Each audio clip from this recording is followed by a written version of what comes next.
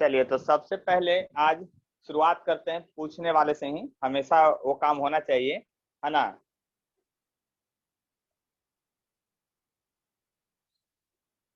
ये बताएंगे सबसे पहले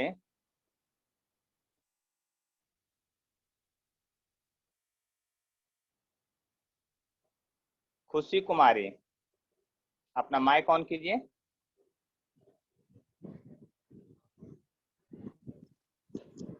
आप बताएंगे सबसे पहले, ऑब्जर्वर अगर डेंसर मीडियम में है तो आपको बताना है लैटरल शिफ्ट नॉर्मल शिफ्टिंग का फॉर्मूला।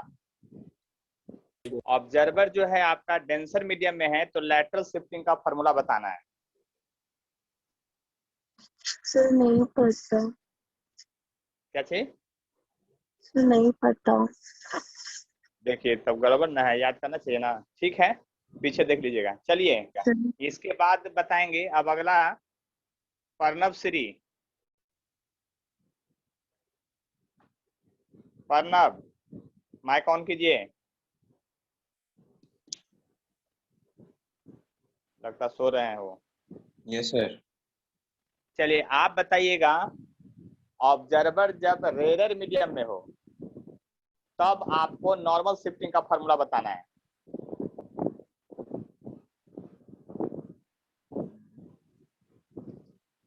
नहीं याद करते हैं, घर पर पहुंच जाएंगे, समझ लीजिए आपका पटने घर है, बहुत दूर नहीं रहते हैं आप। माइक ऑफ कीजिए, एक एक फॉर्मूला याद होना चाहिए, नहीं तो फिर गड़बड़ हो जाएगा बात। चलिए प्रियांशी। Yes sir. आप बताइएगा, ऑब्जर्वर जब डेंसर मीडियम में हो तब आपको नॉर्मल शिफ्टिंग का फॉर्मूला बताना है। Real height into mu -1। ठीक है, चलिए आप बताइए, ऑब्जर्वर जब रेरर मीडियम में हो तो रिफ्रैक्टिव इंडेक्स का फॉर्मूला बताना है। रिफ्रैक्टिव यानी म्यू बराबर फॉर्मूला हाँ, mu is equal to AO by AI। मतलब रियल बटा एपरेंट ऐसे बोलिएगा। ठीक है, चलिए सही है, आप अपना माइक ऑफ कर लीजिए। चलिए Neha. Neha Neha mike off on कीजिए जल्दी से। Yes sir. चलिए आप बताइएगा कि आप हवा में हैं यानी रेरर मीडियम में, और मछली जो है पानी में यानी डेंसर मीडियम में है, तो उस कंडीशन में आपको बताना है रिफ्रैक्टिव इंडेक्स का फॉर्मूला। रियल बटा एपरेंट होगा कि एपरेंट बटा रियल होगा? Real divided by apparent distance. देख करके बोले हैं कि अपने मन से बोले हैं? सर अपने मन से बोले हैं। ठीक है, चलिए विश्वास करते हैं, माइक ऑफ कीजिए तब। अब मधुप्रिया। Yes sir. आपको याद है formula? No sir. No sir, क्यों नहीं सर, ये बताइए।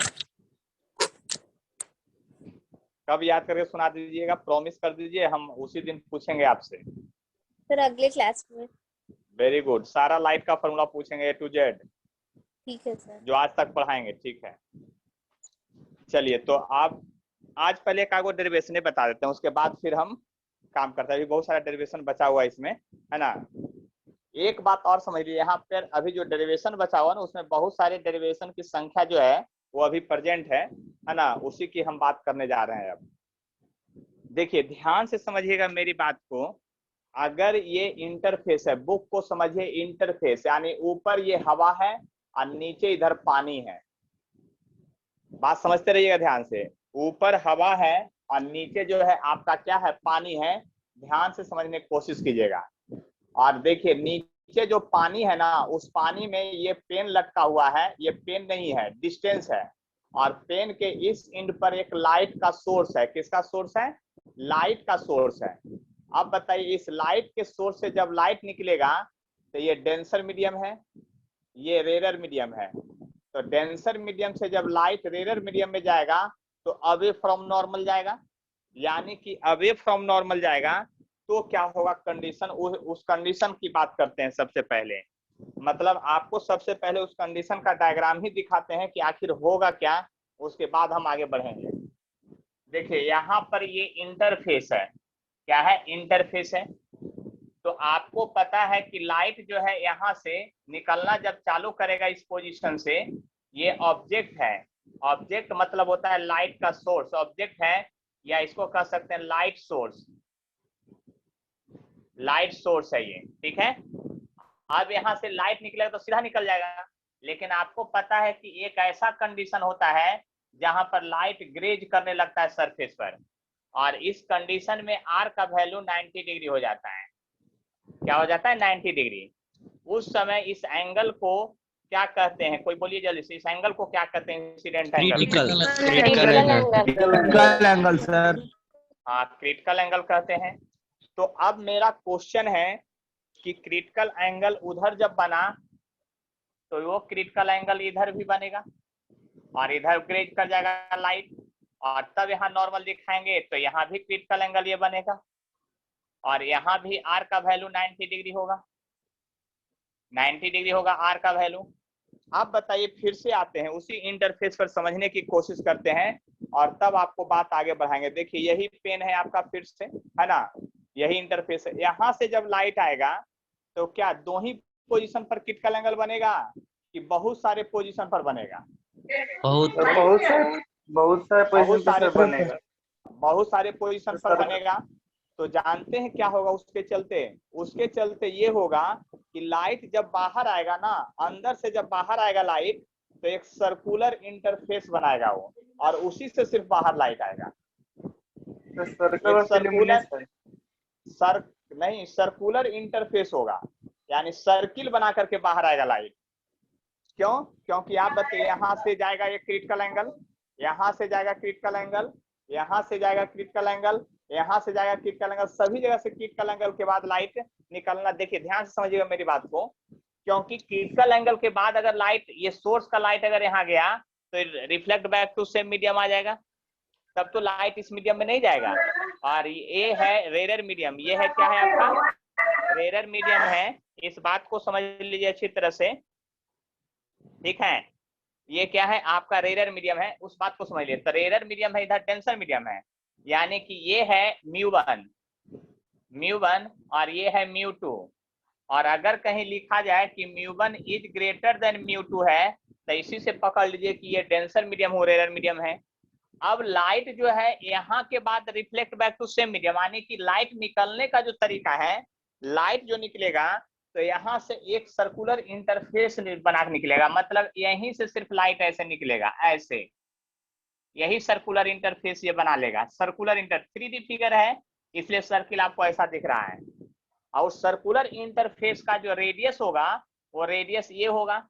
तो अगर ऑब्जेक्ट को O मान लेते हैं तो इस पॉइंट को P मान लेते हैं, इस पॉइंट को, अच्छा बुक में शायद AB माने हुए हैं, इसलिए AB मान लेते हैं। कॉपी बहुत लोग खरीदे हैं ना, उसमें शायद AB माना हुआ होगा, तो हम भी मान लेते हैं, AB पॉइंट मान लेते हैं, ठीक है। अब बताइए ध्यान से, ये सर्कुलर इंटरफेस से सिर्फ लाइट बाहर निकलेगा। तो यही चीज जानते हैं वाटर पार्क वगैरह में बल्ब जो रहता है पानी के नीचे लगा रहता है, और वहां से रात में जब लाइट निकलेगा ना, और फव्वारा जो होता है ना, फाउंटेन जो होता है ना, वो रंग बिरंगा दिखाई देगा। क्यों? यही लाइट के कलर से। क्यों? तो रंग बिरंगा क्यों दिखाई देगा? तो उसका रीजन क्या है? पानी का ड्रॉपलेट्स हवा में उड़ेगा और लाइट आ रहा है क्या? सर्कुलर इंटरफेस से बाहर। अब वो क्या करेगा? हर एक बूंद पर अलग अलग एंगल पर लाइट जाएगा, तो लाइट क्या करेगा? स्प्लिट कर जाता है, तो डिफरेंट कलर दिखाई देने लगता है। यह फिनोमेना है आपका। लेकिन यह क्वेश्चन जब एग्जाम में पूछेगा तो कैसे पूछेगा उसको, अब ये तो क्वेश्चन समझ में आ गया, डेरिवेशन अभी डेरिवेशन करना बाकी, लेकिन इसका हेडिंग क्या होना चाहिए, ठीक है, इसका हेडिंग क्या होना चाहिए ये जानना चाहते हैं, ठीक है। तो देखिए वेवलेंथ चेंज करने के कारण लाइट में डिफरेंस आता है कलर में। हाँ हाँ, वेवलेंथ चेंज करेगा हर हाल में। एंगल से वेवलेंथ भी चेंज करता है, sine I equal to sine R. अभी आप बाद में देखेंगे, बहुत कुछ पढ़ाएंगे अभी, है ना, अभी लाइट पूरा बाकी है, ठीक है। सर्कल ऑफ इल्यूमिनेशन इसी को कहा जाता है। क्या? सर्कल ऑफ इल्यूमिनेशन इसे कहा जाता नहीं नहीं नहीं, अभी उसको नहीं कहा जाता, वो बाद में बताएंगे। अभी इस फेनोमेना को देख लीजिए पहले, उसके बाद आगे फेनोमेना देखेंगे। बहुत सारा फेनोमेना पढ़ना है। इसका हेडिंग होगा, देखिए हम सिंपल हेडिंग बनाते हैं, अब एग्जाम में डिफरेंट डिफरेंट हेडिंग करके बना के पूछेगा, लेकिन सिंपल हम ऐसा हेडिंग लिखेंगे कि आपको हमेशा पता चले। When light source present in denser medium,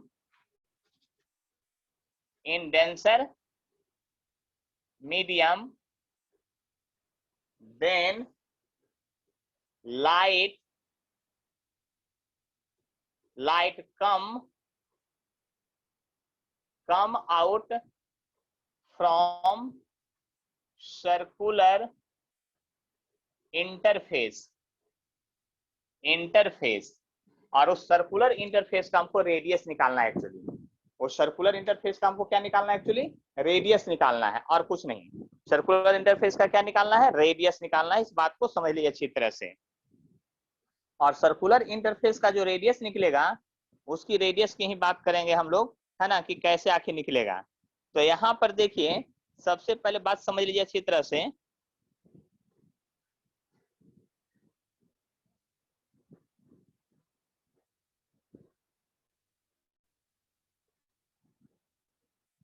देखिए यहाँ पर बात अगर समझ लीजिए, तो यहाँ पर टर्म कुछ लिख लेते हैं पहले।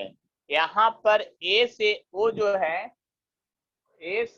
है डेप्थ ऑफ सोर्स है, यानी सोर्स मतलब लाइट सोर्स है। और आपका ए बी जो है आपका रेडियस ऑफ सर्कुलर इंटरफेस है। रेडियस ऑफ सर्कुलर इंटरफेस है। क्या है? इंटरफेस है। रेडियस ऑफ सर्कुलर इंटरफेस, जिसको आर से डिनोट करेंगे, है ना। और फर्स्ट मीडियम का रिफ्रैक्टिव इंडेक्स म्यू1 है, और सेकेंड मीडियम का रिफ्रैक्टिव इंडेक्स आपका क्या है? म्यू2 है। बस समझ लीजिए। और म्यू1 ग्रेटर देन म्यू2 है, वो आपको पिक्चर में सब दिख रहा है। ठीक है, बाकी ज्यादा लैंग्वेज लिखना रहेगा तो बोर्ड एग्जाम में लिखिएगा, mu is the refractive index of first medium, mu is the refractive index of second medium. वो अपना काम है, अपने हाथ का उपकला है। अब देखिए, जब ध्यान से देख ही लिए हैं, तो अगर ये एंगल से ये एंगल सी है, तो यहाँ से और ये एंगल पैरेलल है, तो ये भी सॉरी पैरेलल लाइन है, ये ट्रांसवर्सल है, तो ये भी एंगल सी होगा। इसकी फुल गारंटी है। तो अब समझिए ध्यान से मेरी बात को अच्छी तरह से। बाई स्नेल्स लॉ पहले लगाइए। तो स्नेल्स लॉ जब लगाइएगा तो क्या आएगा आपके लिए? आएगा mu sine I equal to mu sine R. सबसे पहले यही आएगा। लेकिन mu sine C equal to mu sine 90 हो जाएगा। क्यों? क्योंकि यहाँ पर इंटरफेस पर एंगल ऑफ इंसिडेंस सी है, और आर जो है आपका समझ लीजिए एंगल ऑफ रिफ्रैक्शन है। तो इसीलिए साइन सी बराबर जो आ जाएगा आपका म्यू2 बाई म्यू1 आ जाएगा। इक्वेशन नंबर पहला। डेरिवेशन देखिए बहुत आसान होता है, बार बार कर रहे हैं। रिफ्रैक्शन का जब केस आएगा ना, तो एक बार स्नेल्स लॉ लगाना पड़ेगा, चाहे आप कुछ भी कर लीजिए, एक बार तो स्नेल्स लॉ लगाना ही पड़ेगा आपको हर हाल में। अब देखिए दूसरी बात, इन ट्रायंगल चलते हैं, in triangle O A B में चलते हैं, in triangle O A B, और उस ट्रायंगल को यहाँ पर हम बनाने की कोशिश करते हैं। तो ट्रायंगल जो है यहाँ पर आपका ऐसा है, ऐसा है, फिर ऐसा है, और ये ऐसा है, यही ट्रायंगल है। और ये एंगल आपका सी है, ये ओ है, ये ए है, और ये बी है।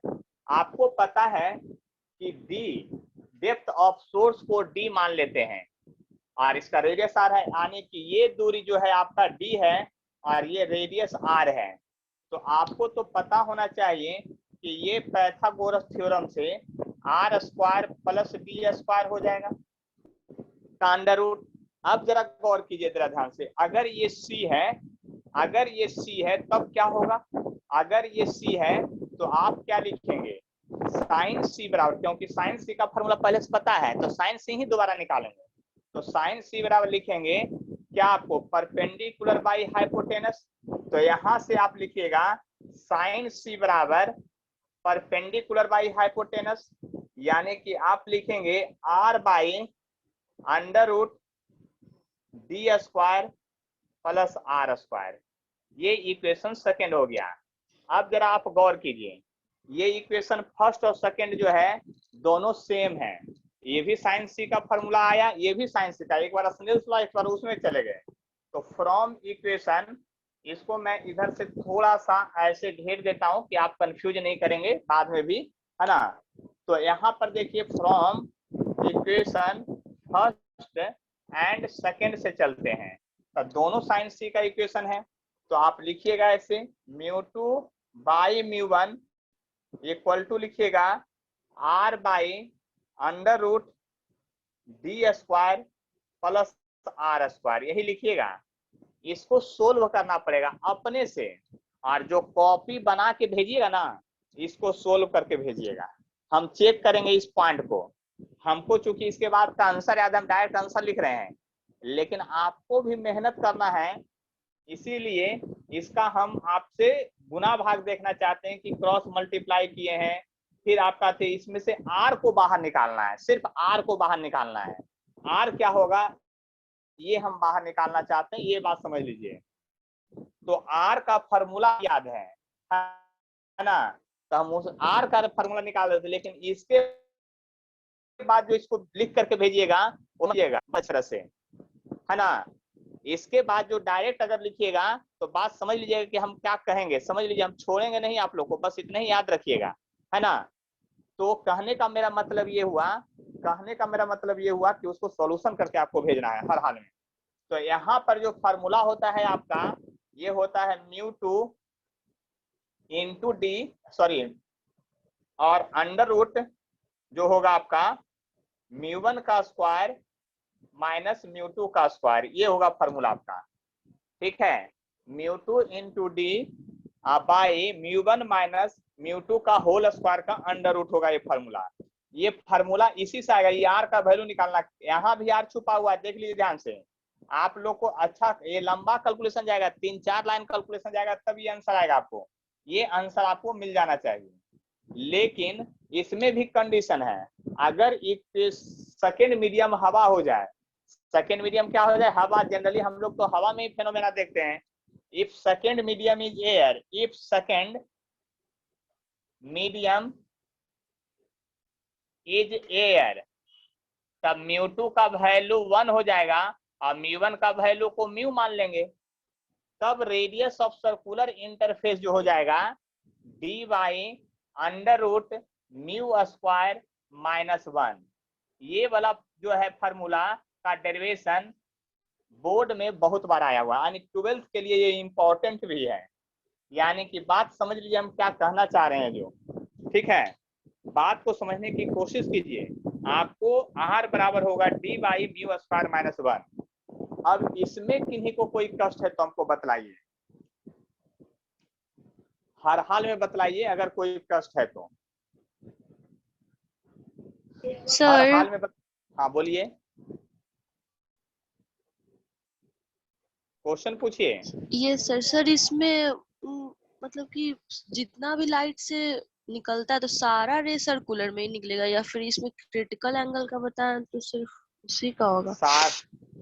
सर्कुलर इंटरफेस से लाइट निकलेगा और उसमें अनंत लाइट होगा। तो जो मतलब नॉर्मल से थोड़ा दूर जाता है, ये तो पूरा ग्रेस कर गया, और जो थोड़ा नॉर्मल से दूर जाता है तो वो भी इसी में से ना निकलता होगा? हाँ उसी से निकलेगा, लेकिन लास्टली कहाँ से निकलेगा, लास्ट वाला पोजीशन निकलेगा सर्कुलर इंटरफेस से। देखिए कैसे निकलेगा, फिर से समझ लीजिए, मैं बता देता हूँ, टेंशन नहीं लेना है ना, क्योंकि हम अभी यहाँ प्रेजेंट है। देखिए आपका ये मान लीजिए कि आपका लाइट सोर्स था ये पेन, अब यहाँ से लाइट निकलेगा, यहाँ से निकलेगा, यहाँ सर्कुलर इंटरफेस बना लिया, और सर्कुलर इंटरफेस के बीच से भी तो लाइट निकलेगा, सभी जगह से लाइट निकलेगा। हाँ सर्कुलर इंटरफेस जो बनाया उसके बाहर से लाइट नहीं निकलेगा, उसके बीच से हर एक पॉइंट से लाइट निकलेगा। आपका समझ में? Yes sir. और किन्हीं को कोई डाउट है तो बोलिए, और किन्हीं को कोई डाउट है तो बोलिए। नहीं है डाउट? तो फार्मूला आपको याद होना चाहिए। अगले क्लास में फार्मूला फिर पूछेंगे कि अगर हम एक बल्ब को पानी के अंदर डुबा दिए हैं तो हवा में जो लाइट आएगा ना तो किस शेप में बाहर निकलेगा? तो सबसे पहले आपको जवाब देना है सर्कुलर इंटरफेस के रूप में बाहर निकलेगा। हम पूछेंगे उसका रेडियस का जनरल फार्मूला क्या है? तो रेडियस का जनरल फार्मूला है μ2 गुने d बाई μ1 का स्क्वायर माइनस μ2 का स्क्वायर। अब फिर पूछेंगे μ2 क्या है? तो refractive index of second medium है।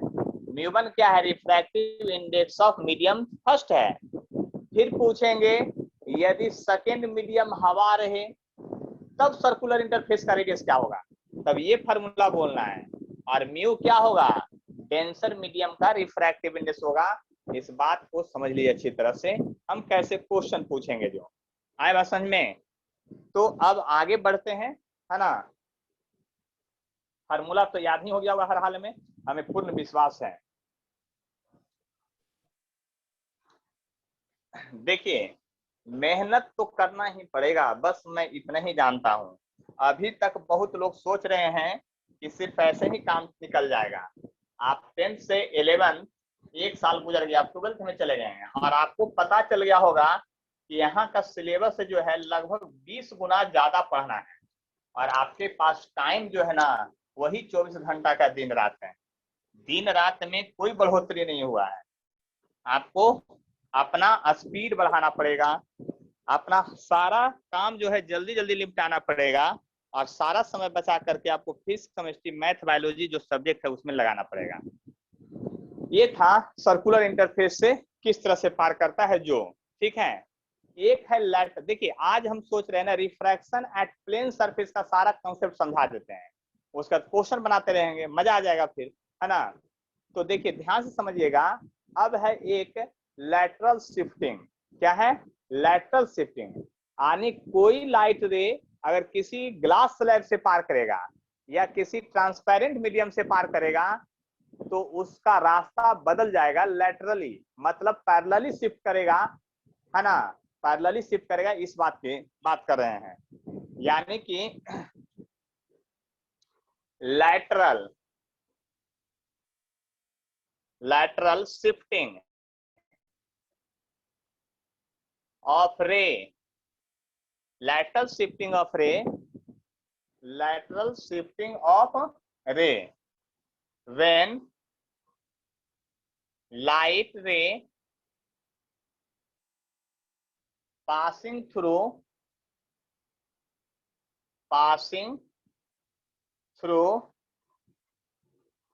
ट्रांसपेरेंट मीडियम लिखिए या ग्लास लिखिए, लेकिन बोर्ड में बार बार आता है ग्लास लिखिए। Transparent passing through glass slab ऐसे लिखा रहेगा। मतलब बोर्ड में क्वेश्चन ऐसे देगा, लेकिन इसका मेन हेडिंग होना चाहिए क्या? Transparent medium. तो ट्रांसपेरेंट मीडियम आप जानते हैं कि क्या होता है, इसलिए आपको टेंशन लेने की जरूरत नहीं है, ठीक है।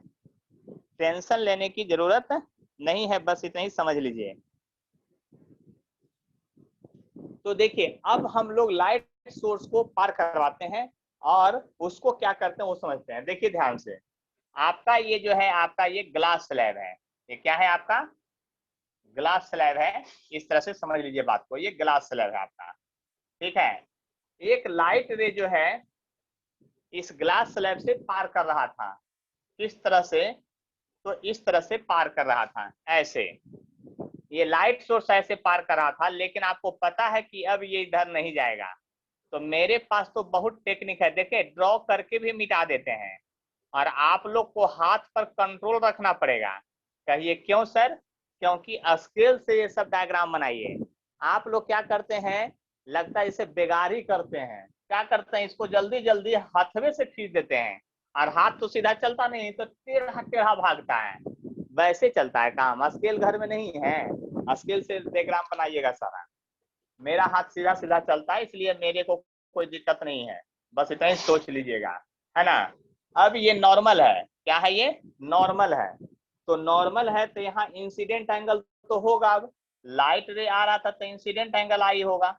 बस इतना समझ लीजिए बात को अच्छी तरह से। आप जब इतना समझ लिए हैं, तो तो देखिए अब लाइट जो है रेयर से डेंसर जा रहा था तो वहां से नॉर्मल भागेगा, यानी कि यहां से जब ये भागेगा तो ऐसे भागेगा। बात समझ लीजिए, यहां से जब भागेगा क्या भागेगा, तो ऐसे भागेगा, लेकिन यहाँ के बाद फिर ये इधर नहीं जाएगा। क्यों? क्योंकि फिर अब की बार डेंसर से रेयर जा रहा है, अब की बार किधर से किधर जा रहा है, डेंसर से रेयर जा रहा है। तो यहाँ पर फिर नॉर्मल एक छोटा सा खींचते हैं, ये नॉर्मल। अब बताइए, हवा था ये, मान लेते हैं, एयर था ये भी एयर था, मान लेते हैं। अब जब जाएगा तो उसमें सेम मीडियम में जाएगा, लेटरली शिफ्टिंग होगा, मतलब कि इसके पैरेलल अब यहाँ से निकलेगा। जब इसके पैरेलल यहाँ से निकलेगा तो यहाँ से लाइट रे जो है आपका ऐसे भागेगा इसके पैरेलल, मतलब जितना दूरी यहाँ पर है इसके पैरेलल भागेगा, यानी ये पैरेलल बीम ऑफ लाइट बनकर के यहाँ से भागेगा। और इसी को लैटरल शिफ्टिंग को यहाँ पर डी से मान लेते हैं, ये लैटरल शिफ्टिंग जो है इसको डी मान लेते हैं, डी से लैटरल शिफ्टिंग किया है, स्मॉल डी मान रहे हैं। क्या मान रहे हैं? स्मॉल डी मान रहे हैं लैटरल शिफ्टिंग को। क्या मान रहे हैं? स्मॉल डी से लैटरल शिफ्टिंग कर गया। अब इसी का फार्मूला हमको डिराइव करना है, इसी का फार्मूला क्या करना है, डिराइव करना है हमको। तो जरा गौर कीजिएगा और ध्यान से समझने की कोशिश कीजिएगा, तो ज्यादा कोई कष्ट नहीं होगा, इस बात को समझ लीजिए अच्छी तरह से। अब यहाँ पर ये जो है आपका क्या है, ये आर होगा, ये बात आपको पता है, ये वैल्यू जो होगा आर होगा, ये भी बात आपको पता चल गया है। यहाँ पर अपने मन से कुछ पॉइंट लिख लीजिए, मान लेते हैं इसको पॉइंट को ओ मान लीजिए, इस पॉइंट को ए मान लीजिए, इस पॉइंट को बी मान लीजिए, ठीक है। और एक कंस्ट्रक्शन करते हैं यहाँ पर, यहाँ से एक परपेंडिकुलर ऐसे डालते हैं। तो परपेंडिकुलर डालने से क्या होगा, एक बात तो समझ लीजिए, जब परपेंडिकुलर डालेंगे और इस पॉइंट का नाम सी रख देते हैं, जब परपेंडिकुलर डालेंगे तब क्या होगा, जब परपेंडिकुलर डालेंगे तो ये डिस्टेंस जो होगा इसके पैरेलल ये बराबर हो जाएगा, इसीलिए परपेंडिकुलर डाले हैं। और यहाँ पर एक नॉर्मल होगा, लेकिन याद कीजिए यहाँ से जब आप चलेंगे इधर तो ये नॉर्मल का लाइन है और ये डॉटेड लाइन के बीच का एंगल टोटल आई है। तो आप इस छोटे से एंगल की क्या बात करेंगे, इस छोटे से एंगल की जो बात करेंगे, कोई बताएंगे कि इस छोटे से एंगल को मैं कितना एंगल लिखूं, बोलिए जल्दी से। I minus R. Very good very good very good, geometry लगता है पढ़े हैं 8th में, very good. I minus R होगा, क्या होगा, आई माइनस आर होगा। और आई माइनस आर क्यों होगा, क्योंकि ये वर्टिकली अपोजिट एंगल इस ब्लैक से इस डॉटेड लाइन के बीच का जो होगा आई होगा, और उसमें से इस एंगल आर को घटा देंगे तो इस दोनों रेड लाइन के बीच में आई माइनस आर जाएगा एंगल, ये है। लेकिन ज्योमेट्री की बात कीजिए, ज्योमेट्री में सबसे पहले जब भी आप कोई थ्योरम वगैरह पढ़ते हैं तो सबसे पहले कंस्ट्रक्शन की बात होता है, उसके बाद ही कुछ बात लिखते हैं। तो सबसे पहले यहाँ कंस्ट्रक्शन क्या किए हैं, draw B C perpendicular on O C, ये ड्रॉ किए हैं हम लोग, है ना। तो सबसे पहले कंस्ट्रक्शन आने की बनावट क्या किए हैं वो समझ लीजिए। ड्रॉ क्या किए हैं, B C perpendicular on O सी किए हैं। इसके बाद पॉइंट्स लिखा जाता है, इसके बाद पॉइंट्स ये लिखा जाता है, जरा ध्यान से देख लीजिएगा। पॉइंट्स में क्या लिखेगा, म्यू जो है रिफ्रैक्टिव इंडेक्स ऑफ ग्लास है, ग्लास स्लैब है, और इसका थिकनेस को टी मान लेते हैं, टी हम मान लेते हैं, T is the thickness of glass slab, है ना। तो टी जो है आपका थिकनेस है, थिकनेस ऑफ क्या है, ग्लास स्लैब है, ग्लास स्लैब है, देख लिए ध्यान से। अब बात को समझिएगा ध्यान से। सबसे पहले आपको मन में ये उम्मीद रखना है कि हमको बीसी का डिस्टेंस निकालना है। तो इस लाइन में जाने में तो कुछ मिल नहीं रहा है, तो सबसे पहले इस ट्रायंगल में चलिए, इस ट्रायंगल में चलिएगा तो आपको ये डिस्टेंस मिल जाएगा, ओ से बी वाला दूरी मिल जाएगा, और ओ से बी का जो डिस्टेंस मिल जाएगा तो इसमें हम एंगल पता है तो लगा के निकाल लेंगे। लेकिन ये पता नहीं है ओ बी, तो ओ बी नहीं पता है, लेकिन आपको ये पता है कि ओ ए जो पता है, क्यों, क्योंकि थिकनेस ऑफ ग्लास स्लैब जो है आपका ओ ए है, ओ से ए का दूरी जो है वो थिकनेस ऑफ ग्लास स्लैब के बराबर है, देख लिए ध्यान से, वो थिकनेस ऑफ ग्लास स्लैब की बात कर रहा है उसके बराबर है। अब जरा गौर करते हैं और अच्छे से समझने की कोशिश करते हैं। जब अच्छे से समझने की कोशिश करते हैं तो पहले लिखेंगे इन ट्रायंगल, इसमें ओ ए बी में चलते हैं, और उसमें क्यों चले हैं आपको ध्यान में रहना चाहिए डेरिवेशन में कि ओ ए बी में इसलिए चले हैं कि हमको ओ बी चाहिए और ओ ए पता है, तो आप लोग बताइए OA और OB में, OA और OB में रिलेशन कौन बताएगा? साइन, कॉस, टैन, कॉट, सेक, कॉसेस, कौन बताएगा? जल्दी से बोलिए। कॉस कॉस बताएगा। तो कॉस आर बराबर लिखिएगा, कॉस आर बराबर लिखिएगा, कॉस आर बराबर बेस बाई हाइपोटेनस, यानी OA बाई क्या लिखिएगा? OB लिखिएगा। क्या लिखिएगा? OB लिखिएगा। आपको निकालना है OB, इसलिए OB बराबर लिखिएगा आप, और OA का वैल्यू तो क्या था? P था, थिकनेस था, बाई OB। OA का वैल्यू क्या है? थिकनेस सब ग्लास स्लैब के बराबर है। तो OB जब इधर आ गया तो ये बच गया T बाई कॉस R।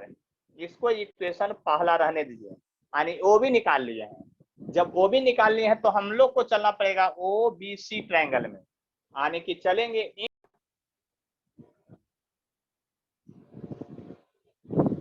देखिए हम लोग जो यहाँ पर हैं, तो ये OB बराबर आ गया T बाई क्या? Cos R। अब देखिए इन ट्रायंगल, किस ट्रायंगल में चलते हैं? तो इन ट्रायंगल OBC में चलते हैं। इन ट्रायंगल OBC में चलते हैं। जब इस ट्रायंगल में चलेंगे तो क्या होगा? जब इस ट्रायंगल में चलेंगे, इन ट्रायंगल OBC, आपको निकालना है एक्चुअली BC, क्योंकि वही लैटरल शिफ्टिंग D है। आपको निकालना है एक्चुअली BC, तो आपको OB पता है, BC निकालना है। तो बताइए ये और ये क्या है? परपेंडिकुलर। इसमें कौन सा लगेगा? एंगल ये है I माइनस R, तो इसमें क्या लगेगा? साइन कॉस क्या लगेगा? बताइए आप लोग जल्दी से। टेन। क्या लगाइए? साइन लगाइएगा। साइन I, हाँ sine I minus R equal to लिखिएगा क्या? तो एंगल होगा तो परपेंडिकुलर बाई हाइपोटेनस, तो परपेंडिकुलर हो गया BC, बाई हाइपोटेनस हो गया आपका OB। और BC तो ही D है, BC तो ही क्या है? D है, लैटरल शिफ्टिंग है। इसलिए आपका BC बराबर जो हो जाएगा OB और into sine I minus R। और देखिए फ्रॉम इक्वेशन फर्स्ट से चलिएगा तो OB बराबर है T बाई कॉस R है। तो T बाई जब कॉस R है तो अब हम यहाँ क्या लिखेंगे? यानी लैटरल शिफ्टिंग जो होगा यहाँ पर, लैटरल शिफ्टिंग D का जो फॉर्मूला होगा, लैटरल शिफ्टिंग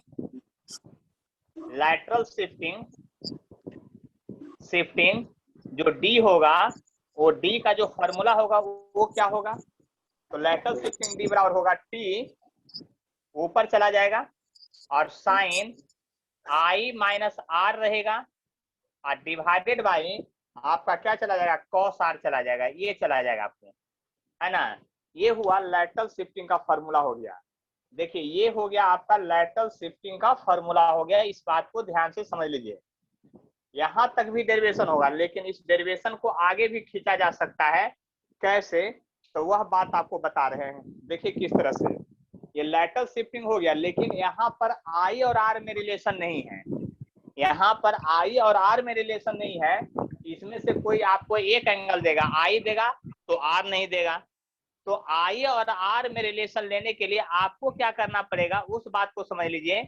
I और R में रिलेशन लेने के लिए आपको हर हाल में, I और R में रिलेशन लेने के लिए आपको हर हाल में क्या करना पड़ेगा? स्नेल्स लॉ लगाना पड़ेगा।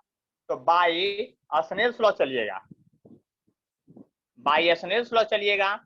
तो आप लिखिएगा μ1 sin I equal to μ2 sin R लिखिएगा। इससे ज्यादा तो कुछ कीजिएगा नहीं, बात समझ लीजिए। तो μ1 क्या है? तो μ1 आपको हवा वाला है, ये वाला मीडियम है। जिधर से लाइट आए या जहां ऑब्जेक्ट हो वो फर्स्ट मीडियम होता है। इस बात की फुल गारंटी है। हम इतने बार बोल चुके हैं कि आपके दिमाग में तो हर हाल में छप गया होगा क्या, कि जहां सोर्स हो वो मीडियम फर्स्ट होता है, या जिधर से लाइट आ रहा हो वो मीडियम फर्स्ट होता है। तो यहाँ मीडियम फर्स्ट हवा है और मीडियम सेकंड जो है ग्लास है। तो μ1 का वैल्यू तो हवा के लिए 1 हो जाएगा, साइन I हो जाएगा, और ये μ2 के बदले μ हो जाएगा और साइन R हो जाएगा। अब देखिए ध्यान से, अगर आपको फॉर्मूला पुट करना है या I या R में ले जाना है, तो यहाँ पर से साइन R का वैल्यू निकालना पड़ेगा। साइन R बराबर होगा साइन I बाई μ हो जाएगा। इस बात को समझ लीजिए। तो R बराबर लिखिएगा, क्या लिखिएगा? Sine inverse. R बराबर लिखिएगा साइन इनवर्स ब्रैकेट के अंदर, R बराबर लिखिएगा साइन इनवर्स ब्रैकेट के अंदर साइन I बाई म्यू ऐसे लिखिएगा और ये ब्रैकेट बंद होगा। तो यहां से आर का वैल्यू निकाल के तब यहाँ पुट कीजिएगा, तब आएगा आपका सॉल्यूशन होगा। ठीक है, ये इक्वेशन को यहाँ पुट करना रहता है। तो यहां तक में किन्हीं को कोई ये न्यूमेरिकल मेनली इसमें से आएगा, तो न्यूमेरिकल ये डेरिवेशन के टर्म में नहीं आएगा, ये न्यूमेरिकल सोल्विंग में आएगा। तो न्यूमेरिकल सोल्विंग का टेक्निक बताए हैं आपको। तो न्यूमेरिकल सोल्विंग में क्या होगा, डाटा बहुत सारा दिया रहेगा तो अपने वो न्यूमेरिकल वैल्यू में आ जाएगा, तो न्यूमेरिकल वैल्यू में आ जाएगा तो आप सोल्यूशन कर लीजिएगा। आप लोग बताइए इसमें अगर कोई कष्ट है तो, कहीं समझने में दिक्कत हो तो हमको जरूर बतलाइए।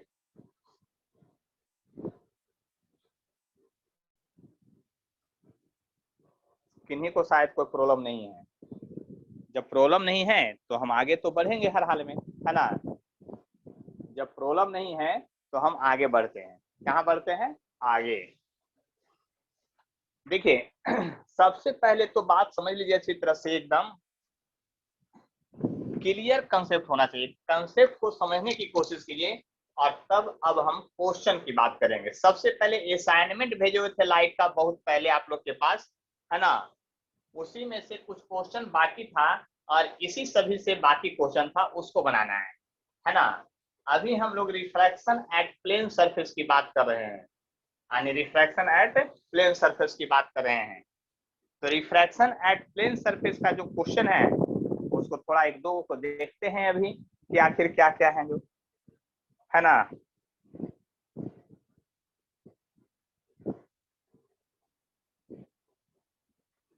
देखिए एक क्वेश्चन जो था बचा हुआ,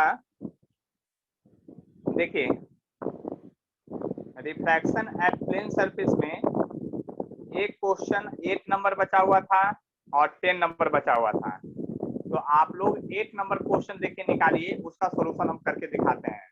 कहता है रे of light from denser medium, JEE advance में पूछा हुआ क्वेश्चन है ये, है ना। ये जेईई एडवांस का क्वेश्चन है 8 नंबर। जेईई एडवांस में पूछा हुआ था। देखिए यहाँ पर एक आपका बना हुआ ray of light from denser medium strike a रेडर medium at an angle of incidence of I. देखिए यहाँ पर क्या किया है, आप बात को समझने की कोशिश कीजिएगा। तो यहाँ पर क्वेश्चन में क्या किया है ना, आपके साथ थोड़ा सा धोखा किया है।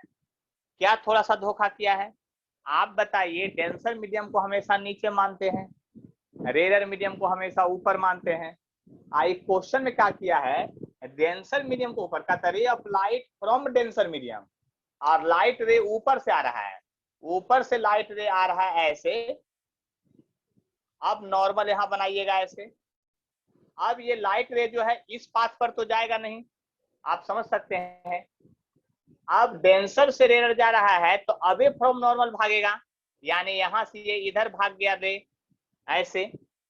यही फिगर दिया हुआ है, वो थोड़ा सा ज्यादा एंगल पर भागा और कुछ पार्ट को रिफ्लेक्ट करवा दिया है, कुछ पार्ट को रिफ्लेक्ट करवा दिया है। तो अगर ये इंसिडेंट एंगल आई है और ये एंगल आर है और ये एंगल जो है आपका आर डैश दिया हुआ है, तो यहां से आपको पता है कि आई बराबर आर होगा।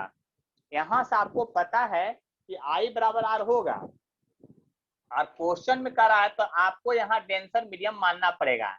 ये क्या है, डेंसर है और ये रेडर है। देखिए एक बात और समझ लीजिए, एक घटनाएं जो है आपको डेली घटित होते हुए दिखती हैं।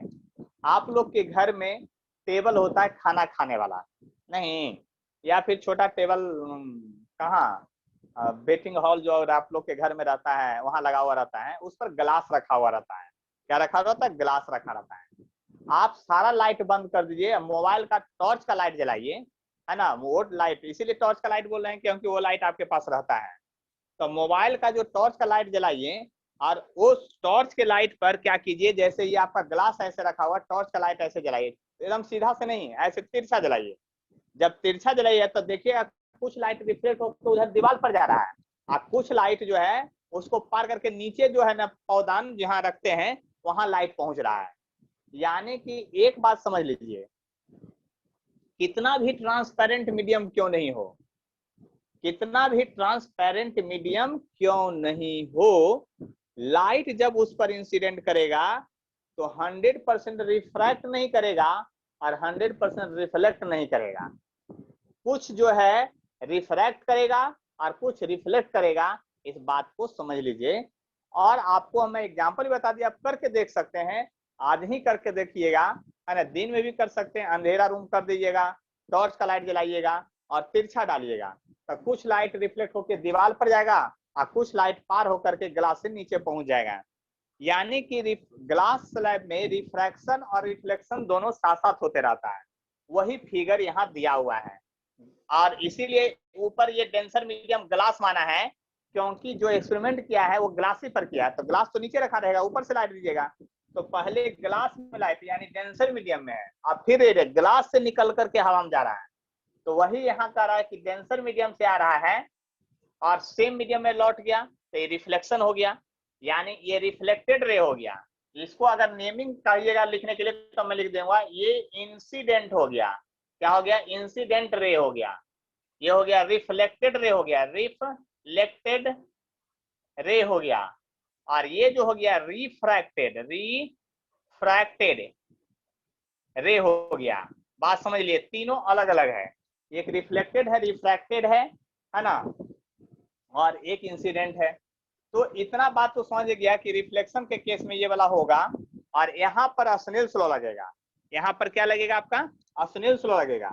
कहता है make angle 90 degree with each other. एक और बात बोला है, रिफ्लेक्टेड और रिफ्रैक्टेड रे के बीच का एंगल 90 डिग्री है। क्वेश्चन में दे रहा है अकॉर्डिंग टू क्वेश्चन, प्रश्नानुसार ये दोनों के बीच का एंगल दिया है 90 डिग्री। ये वाला एंगल 90 डिग्री दिया है क्वेश्चन में।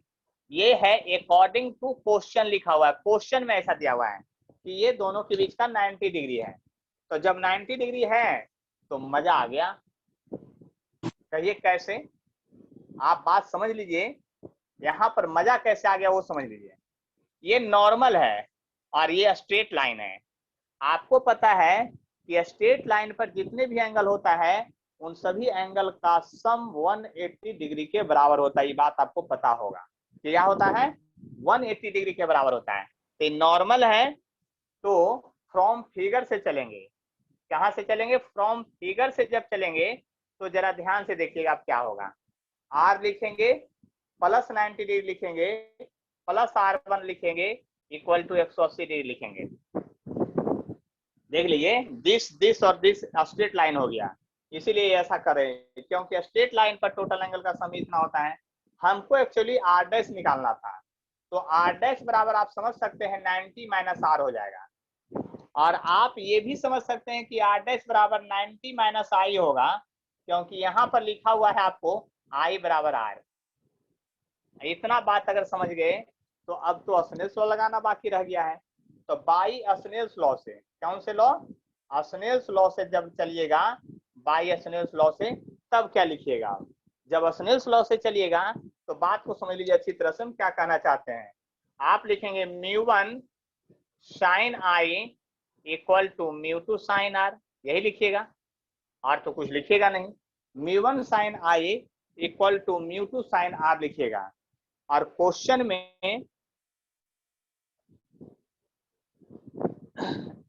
में जो डाटा दिया हुआ है, ray of denser medium the critical angle करा निकालने के लिए, द क्रिटिकल एंगल का फॉर्मूला निकालने के लिए करा है। तो आपको पता है ये डेंसर मीडियम है, तो μ1 डेंसर मीडियम हो गया, तो μ1 को म्यू मान लीजिए। आई रेयर मीडियम के बारे में कुछ नहीं दिया है तो उसको हवा मान लीजिए आप, एयर। तो mu sine C equal to μ2 जो है 1 है और साइन 90 हो गया। तो साइन सी यानी क्रिटिकल एंगल बराबर हो जाएगा 1/μ हो जाएगा। अब देखिए यहाँ पर 1/μ तो आपको आ गया है। एक बात समझ लीजिए आप लोग कि 1/μ आ गया क्रिटिकल एंगल, तो क्रिटिकल एंगल बराबर जो होगा साइन इनवर्स होगा और 1/μ होगा। ये बात समझ लीजिए आप, ये बात आप समझ लीजिए कि क्रिटिकल एंगल बराबर ये होगा फॉर्मूला। अब ऑल्सो या नाउ जो लिखना है, नाउ अब चलिए अब फिर से लगाइए स्नेल्स लॉ इस कंडीशन के लिए जो आपको ये वाला वैल्यू आया था। तो आप लिखिएगा μ1 का म्यू और sine I equal to mu two और sine R1 R dash, mu two sine R dash, mu two sine R dash, ये और रेयर मीडियम है तो रेयर मीडियम 1 है तो ये लिखिएगा mu sine I equal to mu two, तो 1 हो गया। साइन R डैश का जो वैल्यू आया, R डैश का वैल्यू देखिए यहाँ क्या आया है 90 माइनस I आया, देख लीजिए 90 माइनस I आया है, क्या आया है 90 माइनस I आया है, इस बात को समझ लीजिए। और तब तो आप लिख सकते हैं म्यू और sine I equal to sine 90 minus theta, sine 90 minus theta cos theta होता है, ये बात आप लोग को पता होगा, बात समझ लीजिए। तो आंसर में देखिए कॉट में दिया है कि tan में दिया है, सारा आंसर tan में दिया है, तो tan में लाने के लिए आप क्या लिखिएगा साइन I बटा cos I equal to 1 by mu लिखिएगा।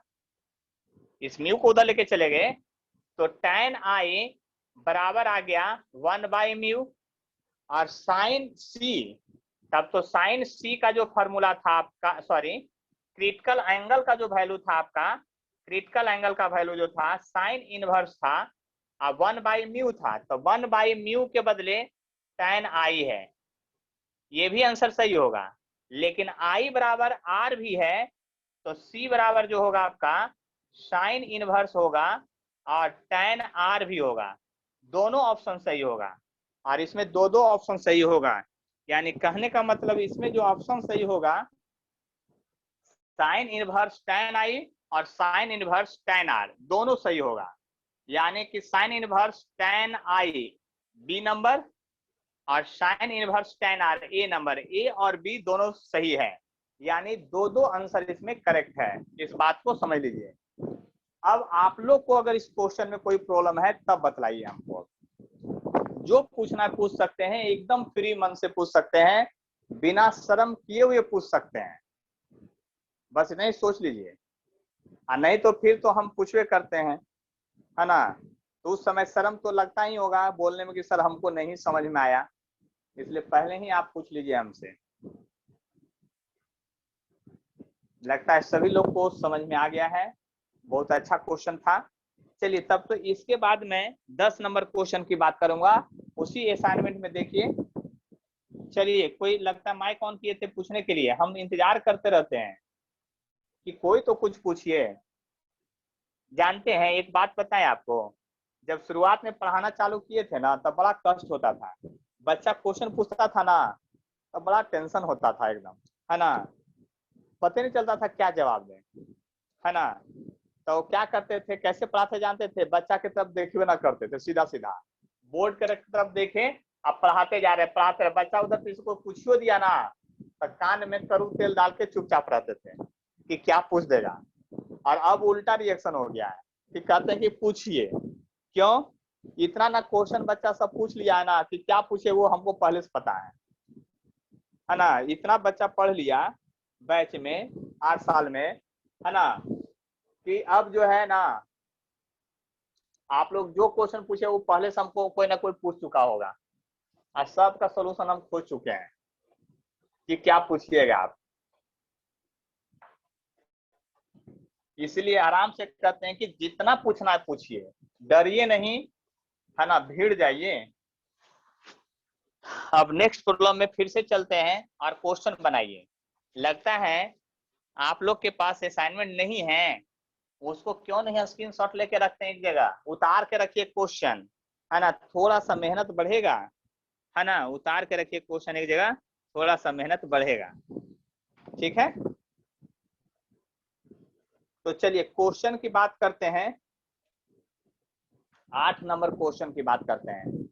8 नंबर क्वेश्चन में क्या है, ये तो जेईई एडवांस में पूछा हुआ, ये भी 8 नंबर क्वेश्चन भी जेईई एडवांस का आया हुआ क्वेश्चन है। किसका है, जेईई एडवांस का आया हुआ क्वेश्चन है। देखिए क्वेश्चन कहीं का हो, प्रोसेस पता चल गया तो मजा आ जाएगा। देखिए पीछे एक फिगर बनाया हुआ है जेईई एडवांस वाले क्वेश्चन में, पीछे भी है, यानी कि यहाँ पर ये क्वेश्चन है, कहता है an observer can see through a pin hole. Pin hole मतलब जानते क्या होता है, पिन होल का मतलब सुई से छेद कर दिए, बस सुई कितना मोटा होता है वो समझ लीजिए, उतने उससे छेद कर दिए, उसी को पिन होल कहते हैं। The top end of a thin rod of height H place at shown in the figure. पहले फिगर में बना लेते हैं तब समझ में जल्दी आएगा आप लोग को, क्योंकि फिगर में बनाना ही पड़ेगा हमको। तो फिगर इधर बनाते हैं तब मजा आएगा, इधर से चूंकि सॉल्यूशन बाद में फिर करेंगे, है ना। देखिए एक है जो आपका ये सिलेंडर है, ये जो है सिलेंडर है आपका, ऐसा मत सोचिए कुछ अलग है। ये जो है आपका सिलेंडर है, क्या है, सिलेंड्रिकल पार्ट है ये, बस इतना ही याद रखिए। आपको फिगर में देखने में भले वैसा लग रहा होगा लेकिन ये सिलेंड्रिकल पार्ट है, ये सिलेंडर है। वैसे वो खड़ा फिगर बना दिया है लेकिन सिलेंडर है। और इसकी रेडियस जो हो जाएगी, यहाँ सेंटर ओ मान लेते हैं, सेंटर ओ मान लेते हैं। और क्वेश्चन में दिया है कि इसकी दूरी के बीच जो है 2h दूरी है, तो आपको पता है कि रेडियस h हो जाएगा, ये बात आपको पहले से पता चल गया होगा। यहाँ ओ मान लिए हैं। और एक रॉड जो है ना, यहाँ पर एक रॉड जो है ऐसे रख दिया गया है, यहाँ पर एक रॉड ऐसे रख दिया गया है, एक रॉड ऐसे, ये रॉड ऐसे यहाँ एक रख दिया गया है, ये रॉड ऐसे रख दिया गया है, इस रॉड को रख दिया गया है। इस रॉड की हाइट जो है ना वो भी h है, इस रॉड की हाइट जो है वो भी h है। ऐसा फिगर में, ऐसा क्वेश्चन में दिया गया है। फिर कहता है यहाँ से ये बहुत ऊंचा था कंटेनर, है ना, ये पूरा पैक था कंटेनर, मतलब ये पूरा पैक है इस तरह से, बस इतना ही समझ लीजिए क्या है, पैक है। अब क्वेश्चन में कह रहा है ना कि इधर एक पिन होल कर दिए हैं।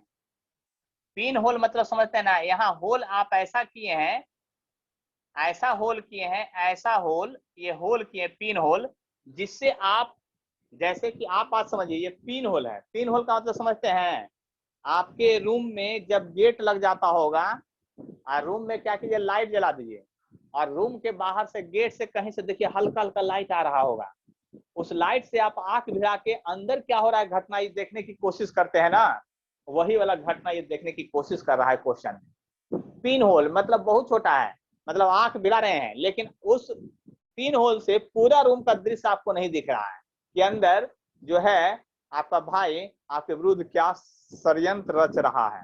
नहीं, ऐसा देखते होंगे आप लोग कभी कभी, है ना, कि क्या कर रहा है, वही वाला बात है। यहाँ पर आपके विरुद्ध क्या षड्यंत्र रचा जा रहा है रूम के अंदर, वो देखना है पिन होल से, है ना।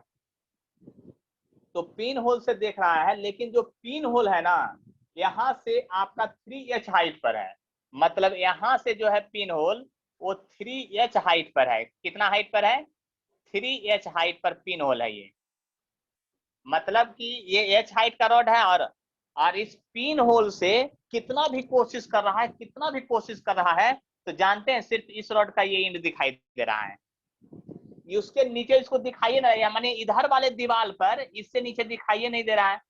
और आपका भाई इधर बैठ के कुछ गड़बड़ कर रहा होगा, तब तो आपका डब्बा गायब, आपको कुछ पता ही नहीं चलेगा कि क्या करना है और क्या समझना है। जो बात समझ लीजिए अच्छी तरह से, यही घटनाएं घटित हो रही है यहाँ पर। तो ये पिन होल जो है घटना यहाँ से घटित हो रहा है, उस बात को समझने की कोशिश कीजिए और बोर्ड पर नजर टिकाए हुए रहिए, ठीक है, तब बात समझ में आएगा। ठीक है, तो बात समझ में आएगा तभी, यहाँ समझ लीजिए, यानी क्वेश्चन का यही सारांश है। अब क्वेश्चन में कह रहा है ना कि इसमें एक लिक्विड, इस डब्बा में एक लिक्विड डाल दीजिए, लिक्विड डालिए इतना हाइट तक कि आपको नीचे वाला पोर्शन दिखाई दे दे। देखिए अब क्वेश्चन पढ़ते हैं। An observer can see through a pin hole the top end of thin rod of height h place as shown in the figure. The beaker height is 3h, जहां से पिन होल है, जहां से देख रहा है 3h है, and its radius h, इसका रेडियस h है, मतलब डायमीटर 2h दिया है तो रेडियस h है, सीधा सीधा बात है। When beaker filled with liquid up to a height 2h, can see the lower end of rod. Find refractive index of medium. Question में कह रहा है आपको सिंपल बात में कि इसमें एक लिक्विड, देखिए क्वेश्चन का सारांश फिर से समझ लीजिए अच्छी तरह से, मैं सीधा सीधा बता रहा हूँ। मान लीजिए कि रूम में ये दीवार है और यहाँ से एक पिन होल से आप इस रॉड को देख रहे हैं, अपर एंड को, नीचे वाला एंड तो दिख ही नहीं रहा है आपको, मतलब यहाँ से नीचे आप देख ही नहीं पा रहे हैं।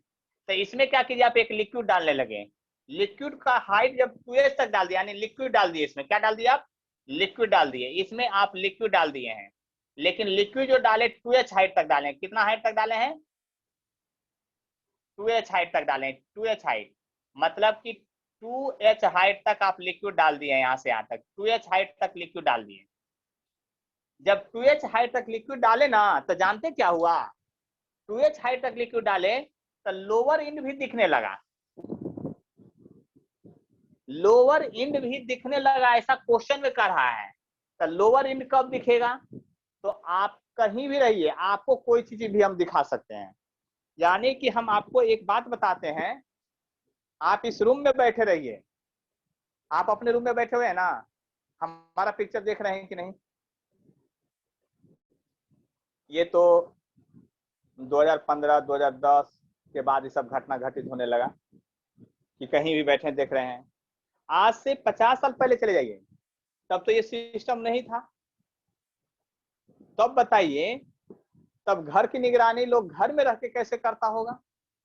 चलिए घर में तो लोग नहीं भी करता होगा, लेकिन जो बॉर्डर पर पुलिस रहता था वो आतंकवादी का निरीक्षण कैसे करेगा? सामने खड़ा होकर के वो छुप के मार देगा, गोली मर जाएगा। तो बंकर बनाया रहता था, बंकर मतलब नीचे घर। तो उस समय क्या होता था? उस समय जो होता था, उस बात को समझ लीजिए, उस समय डिफरेंट मिरर लगाया रहता था जगह जगह पर, और मिरर का पोजीशन इस तरह से कि वहां का लाइट रिफ्लेक्ट होकर इस पर, उसका इस पर, उसका इस पर, और फिर वो बंकर तक में अंदर बैठ करके बाहर का भी व्यू देख लेता था। सोच लीजिए, तो ये देखने का फेनोमेना तो बहुत पहले से आ रहा है, हम लोग दिमाग सब जगह ला रहे हैं, जैसे जैसे हम लोग बढ़ रहे हैं दिमाग भी बढ़ रहा है। यानी कहने का मतलब है कि किसी चीज को देखना हो तो वहां से लाइट निकल करके किसी भी रास्ते से आपके पास पहुंच जाना चाहिए। यानी कि इसका मतलब ये हुआ कि यहां से लाइट निकल करके यहां तक पहुंच गया है। यानी कहने का मतलब यहां से लाइट निकल करके इधर से ऐसे जा रहा होगा, तभी आप इस इंड को देख पाएंगे। अब इसको डॉटेड कर देते हैं क्योंकि आप पानी इसमें डाल चुके हैं, इसलिए ये वाला चीज नहीं। आपको लग रहा है कि आप ये देख रहे हैं, लेकिन आपको नीचे वाला इंड अब दिखने लगा, तो यहाँ पर आपको तो डालना पड़ेगा क्या? नॉर्मल। यहाँ पर डालना पड़ेगा आपको नॉर्मल, ऐसे ये नॉर्मल डालना पड़ेगा आपको, बस समझ लीजिए। अब यहाँ पर ये हुआ इंसिडेंट एंगल आई हो गया, ये इंसिडेंट एंगल आपका आई हो गया, और ये एंगल ऑफ रिफ्रैक्शन जो है आपका आर हो गया, ये एंगल ऑफ रिफ्रैक्शन आर हो गया। अब अगर ये इंसिडेंट एंगल आई है तो ये भी एंगल आई हो जाएगा, देख लीजिए। और अगर ये एंगल आर है तो ये डॉटेड लाइन देख लीजिए, ध्यान से सुन लीजिए, ये डॉटेड लाइन जो आ रहा है और इसके बीच का एंगल आर है, तो ये भी एंगल आर होगा। इस बात को समझ लीजिए आप अच्छी तरह से, बाद में नहीं पूछिएगा सर क्यों आया है। सुन लीजिए हम क्यों लिखे हैं, जो ये एंगल को आर क्यों लिखे हैं, क्योंकि ये एंगल जो आर है आपका, ये एंगल जो आर है आपका वर्टिकली अपोजिट एंगल के हिसाब से टोटल एंगल आर होगा। ये लाइन पैरेलल है, इसलिए ये भी एंगल आर होगा। और हम यहाँ आर पूरा इसलिए नहीं लिख रहे हैं कि फिगर थोड़ा ज्यादा गंदा हो जाएगा, नहीं तो बात समझ लीजिए। इतना समझ लेने के बाद अब नेमिंग थोड़ा बहुत कर लीजिएगा तब क्वेश्चन बन जाएगा। बस इतना ही पिक्चर को रीडायग्राम बनाना था। तब पिक्चर में नेमिंग करने के लिए तो स्मॉल लेटर सब यूज कर लेते हैं, क्योंकि लेटर की संख्या नहीं तो घट जाएगी, बहुत जगह नाम लिखना है। देखिए यहाँ लिखते हैं ओ, मतलब वो लिखा हुआ है ए बी, फिर सी, फिर यहाँ डी, और फिर यहाँ ई, फिर यहाँ ई, और फिर यहाँ एफ, और फिर यहाँ जी। इतना जगह नाम लिखना पड़ा क्योंकि ज्योमेट्री में बहुत यहाँ नेमिंग करना पड़ गया। आपको रिफ्रैक्टिवनेस निकालना है तो स्नेल्स लॉ ही रिफ्रैक्टिवनेस बनाएगा। क्यों? इधर हवा है, यहीं पर स्नेल्स लॉ लगाना है। यानी कि आपको म्यू1, इसका म्यू निकालना है पानी का, तो म्यू1 sin i इक्वल टू म्यू2 sin r। लेकिन आई और आर का वैल्यू अगर ज्योमेट्री से आप निकाल दें, 8वां 9वां वाला ज्योमेट्री से, तो क्वेश्चन बन जाएगा। आपको स्नेल्स लॉ लगाना है, वही क्वेश्चन बताएगा। स्नेल्स लॉ ही म्यू1 sin i इक्वल टू म्यू2 sin, वही से क्वेश्चन बताएगा। लेकिन आपको आई और आर मालूम नहीं है।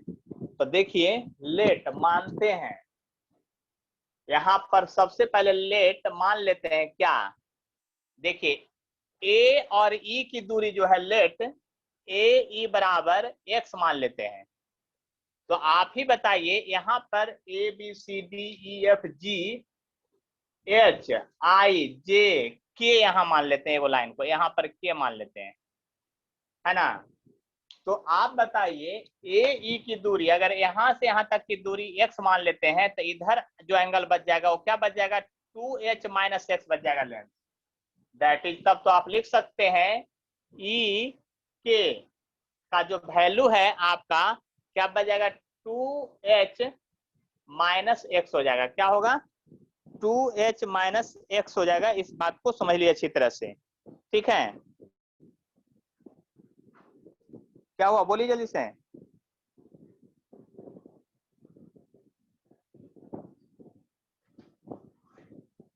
अब बोलिए जल्दी से।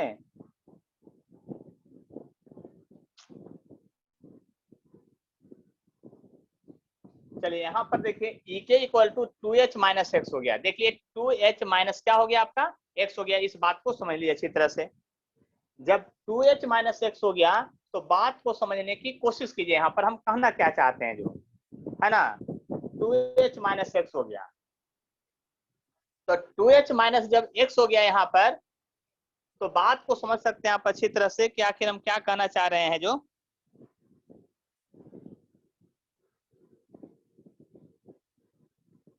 बोलिए जल्दी, क्या बोल रहे हैं।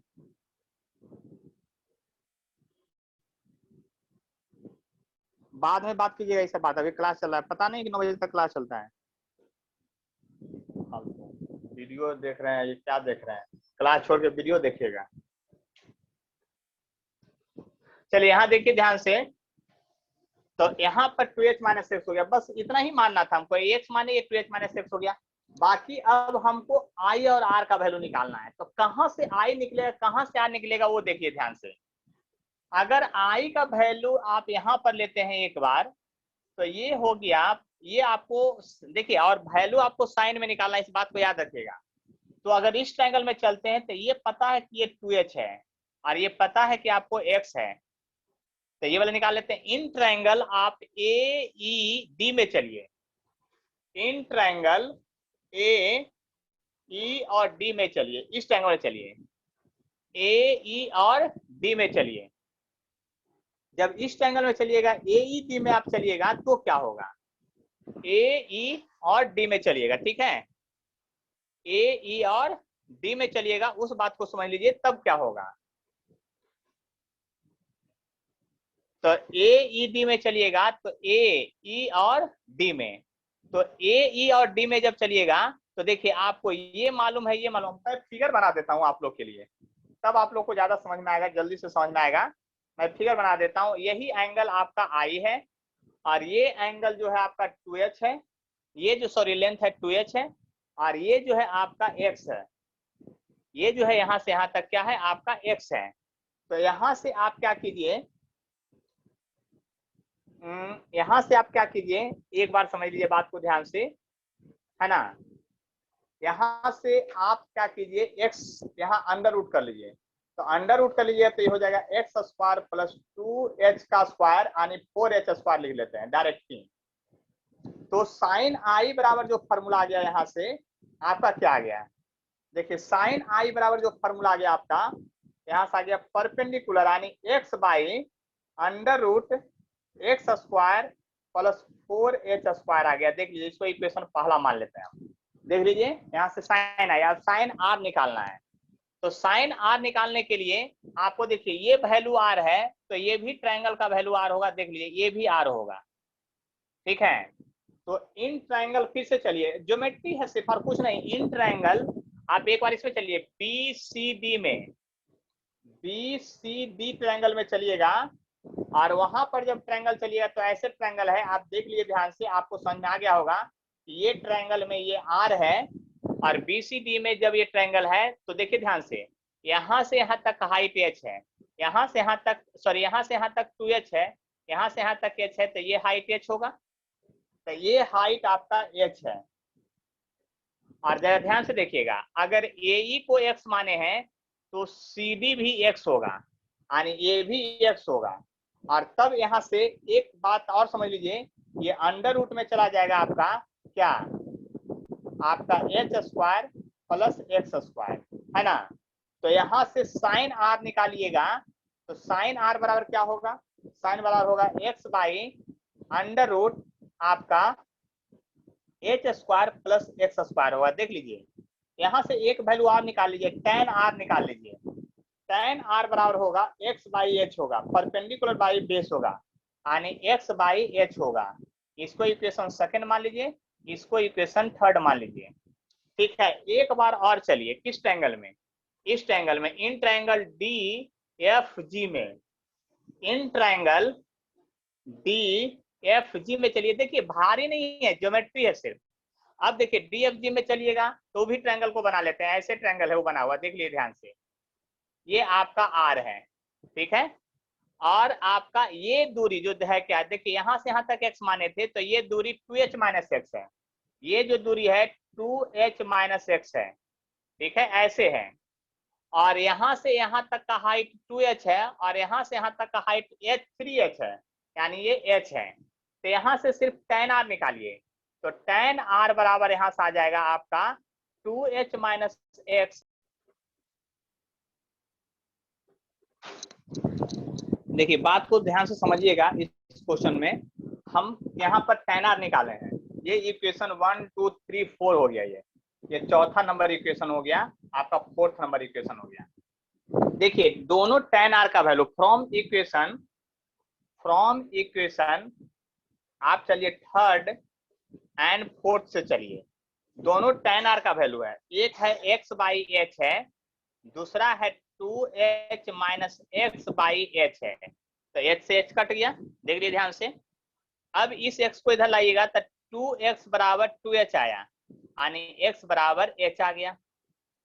तो अब साइन i निकाल लीजिए, साइन i का वैल्यू फ्रॉम इक्वेशन फर्स्ट से चलिए, साइन i का वैल्यू निकालिए। x के बदले क्या पुट करना है आपको, h पुट करना है। देख लीजिए अंडर रूट में क्या करना है, एक्स स्क्वायर यानी एच स्क्वायर पुट करना है, तो H square plus 4h square हो गया। अब आप ही बताइए ध्यान से कि क्या कीजिएगा। तो साइन i बराबर जो वैल्यू आ गया निकल करके आपका h कॉमन आ जाएगा, तो h कॉमन आ जाएगा यहाँ पर, तो रूट अंडर 5 अंदर बच जाएगा, यानी साइन i बराबर आ गया आपका कितना आ गया, 1 बाई रूट 5 आ गया। इस बात को समझ चुके होंगे। अब साइन r निकालिए आप, तो साइन r निकालिए तो क्या होगा, साइन r कहाँ पर था, साइन r यहाँ पर है, तो इसमें भी ये h है, x बराबर, और देखिए h square plus h square है ये, यानी कि h स्क्वायर और प्लस h स्क्वायर है, यानी कि 1 बाई रूट 2 होगा। ये आप बात समझ चुके होंगे। अब देख लीजिए ध्यान से, अब साइन r निकल गया, तो स्नेल्स लॉ से क्या बता देगा आपको, आंसर बता देगा। तो बाई स्नेल्स लॉ, क्या स्नेल्स लॉ, जब स्नेल्स लॉ से चलिएगा तो देखिए यहाँ i इधर है, फर्स्ट मीडियम में i है और सेकेंड मीडियम हवा है, तो म्यू फर्स्ट मीडियम का, और साइन i के बदले क्या लिखिएगा, 1 by root 5 equal to mu two के बदले क्या है, 1 है, हवा है, और साइन r के बदले क्या है, 1 बाई रूट 2 है। यानी इसलिए म्यू बराबर जो फॉर्मूला आ गया आपका अंडर रूट 5 बाई 2, आपका आंसर हो गया। क्या हो गया, अंडर रूट 5 बाई 2 आपका जो है क्या हो गया, आपका आंसर हो गया। इस बात को आप समझ लीजिए अच्छी तरह से, क्या हो गया आपका अंडर रूट 5 बाई 2। देख लीजिए ध्यान से, अगर कोई कष्ट है तो बोलिए, अंडर रूट 5 बाई 2 जो है आपका आंसर आ गया है। देख लीजिए, किन्हीं को अगर कोई कष्ट है तो हमको बतला सकते हैं, हमसे पूछ सकते हैं। कहीं कोई डाउट लग रहा हो तो हमको बोलिए, हम बताने के लिए तैयार हैं।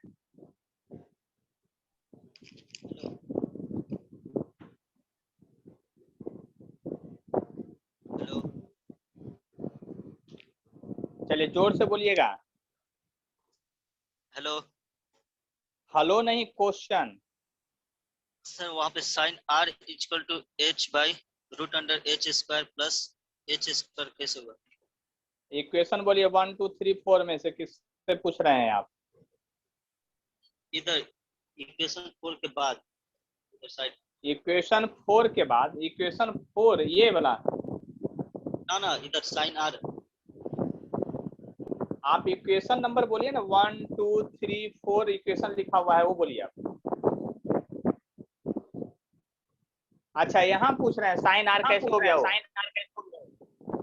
ना H square plus root under H square plus H square कैसे हो गया? ये आपको मैथ का फॉर्मूला आता है, साइन का फॉर्मूला क्या होता है ये बताइए। साइन का फॉर्मूला बोलिए क्या होता है? साइन थीटा बराबर फॉर्मूला पढ़े हैं कभी? मैथ के स्टूडेंट हैं तो बोलिए साइन थीटा बराबर क्या होता है? Perpendicular base, hypotenuse by base, क्या होता है आप बताइए। अब बोलवे नहीं कीजिएगा। हेलो देखिए साइन, हाँ बोलिए। हाँ सर, नेटवर्क प्रॉब्लम था सर, चला गया था। आप बोलिए कि साइन थीटा का फॉर्मूला क्या होता है? P/S। P by H, perpendicular by hypotenuse. तो देखिए साइन आर, यहाँ देखिए आर यहाँ पर है, ये उंगली मेरा देखिए, तो परपेंडिकुलर एक्स हो गया, हाइपोटेनस ये हो गया। तो साइन आर बराबर क्या लिखेंगे? X by under root H square plus X square. और वहां पर देखिए यहाँ प्रूफ कर चुके हैं कि एक्स बराबर एच आता है। यहाँ पर देखिए प्रूफ हो गया है कि एक्स बराबर एच आता है। तो जब यहाँ साइन आर यूज कर रहे हैं तो एच तो एच था, लेकिन एक्स के बदले एच लिख दिए हैं। और कोई डाउट है तो बोलिए। किन्हीं को भी?